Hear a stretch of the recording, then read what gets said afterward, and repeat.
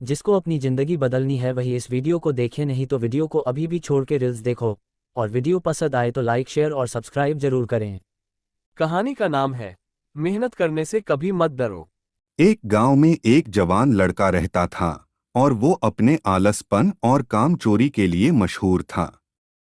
सभी गांववासी उसे आलसी कहकर ही पुकारते थे, क्योंकि वो पूरे दिन एक पेड़ के नीचे पड़ा रहता और लेटते लेटते वो अपने फ्यूचर के बारे में सोचता रहता और अच्छे अच्छे सपने देखता।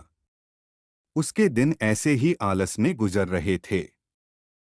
लेकिन एक दिन उस गांव में एक गौतम बुद्ध आए, जो कि अगले 3 दिनों तक उसी गांव में ठहरने वाले थे।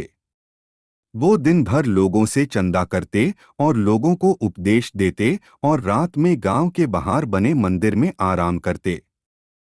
वो गौतम बुद्ध जब भी दान लाने जाते और रात को वापस आते तो वो गौतम बुद्ध हर बार उस जवान लड़के को उसी पेड़ के नीचे लेटा हुआ पाते। गौतम बुद्ध 2 दिनों तक ये सब देखते रहे और समझ गए कि ये लड़का मानसिक आलस का गुलाम है।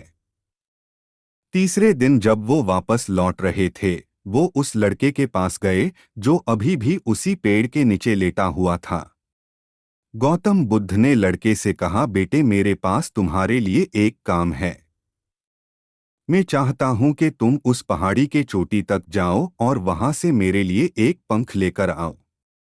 लड़के ने लेटे लेटे ही अपना सर पहाड़ी के तरफ किया और अपनी नज़र उस पहाड़ की चोटी की तरफ ले गया और उसने गौतम बुद्ध के तरफ देखा और उपहास लेते हुए कहा, यह असंभव है।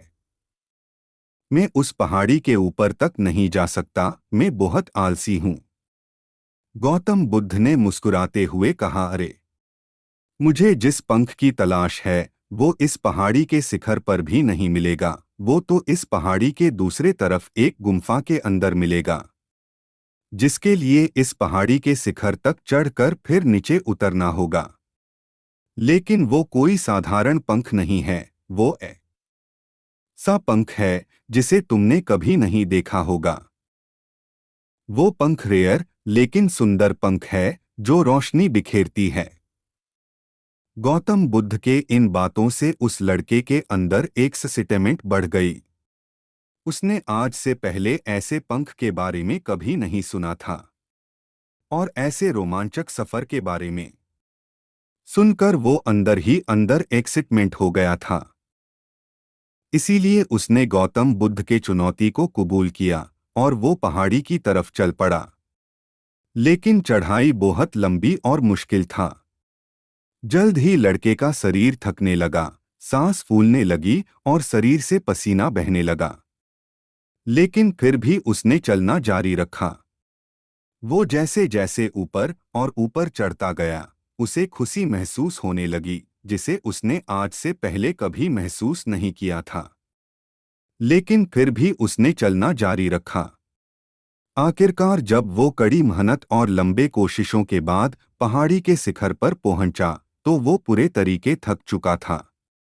लेकिन वो बहुत खुश था, उसे अंदर से आत्मसंतुष्टि का एहसास हो रहा था।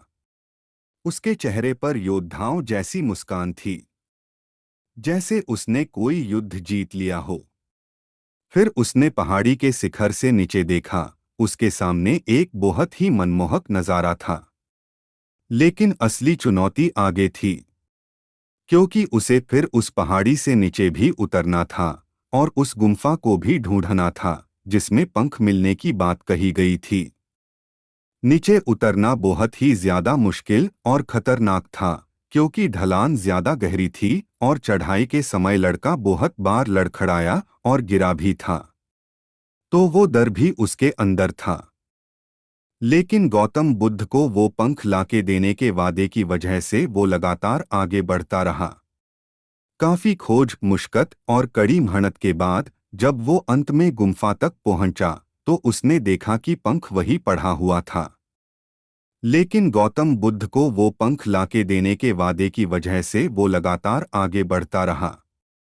काफी खोज, मुश्किल और कड़ी मेहनत के बाद जब वो अंत में गुम्फा तक पहुंचा तो उसने देखा कि पंख वही पड़ा हुआ था, जो के ऊपर एक बड़ी सुराख से आने वाली रोशनी की वजह से चमक रहा था फिर उसने उस पंख को उठाया और उसके सुंदरता को देखता ही रह गया। वो काफी देर तक पंख को ही घूरता रहा, लेकिन फिर अचानक उसे याद आया, मुझे तो अभी वापस भी जाना है। उसने खुद के तरफ देखा, वो पूरी तरह से थक चुका था और वो चिंता में पड़ गया कि वो पहाड़ में कैसे चढ़ेगा और वो साधु तक पंख कैसे पहुंचाएगा। एक पल के लिए उसने हार मानने के बारे में सोचा, लेकिन उसे वो खुशी और गर्व की भावना की याद आ गई जो उसने पहाड़ी के शिखर पर पहुंचकर महसूस किया था। उसे एहसास हुआ कि उसके अंदर इस सफर को दोबारा पूरा करने की ताकत और मजबूती है। वो दोबारा पहाड़ी पर चढ़ने लगा। उसके मांसपेशियों में दर्द हो रहा था और कमजोरी की वजह से पैर कांप रहे थे, सांस फूल रहे थे। वो कई बार लड़खड़ाकर गिर भी पड़ा, लेकिन उसने हार नहीं मानी। वो खुद को आगे बढ़ाने के लिए लगातार मोटिवेट करता है। अथक मेहनत और घंटों की कड़ी कोशिशों के बाद जब वो गौतम बुद्ध के पास पहुंचा और उनके हाथों में वो पंख रखा, तो उसके खुशी का ठिकाना न रहा। उसे महसूस हुआ कि उसने आज अपने आलस पर काबू पा लिया है और कुछ बढ़िया करके दिखाया है। उसके चेहरे पर इतनी खुशी और संतुष्टि का भाव देखकर गौतम बुद्ध मुस्कुराए और बोले, बहुत बढ़िया मेरे बच्चे, आज तुमने जीवन का बहुत ही महत्वपूर्ण सबक सीखा है कि आलस कोई ऐसी चीज नहीं है जिसे स्वीकार कर लिया जाए, बल्कि आलस एक चुनौती है जिसे दूर करना होगा। ये एक बाधा है जिसे पार करना होगा और आलस को खत्म करने के लिए तुम्हें अपना पहला कदम उठाना ही होगा।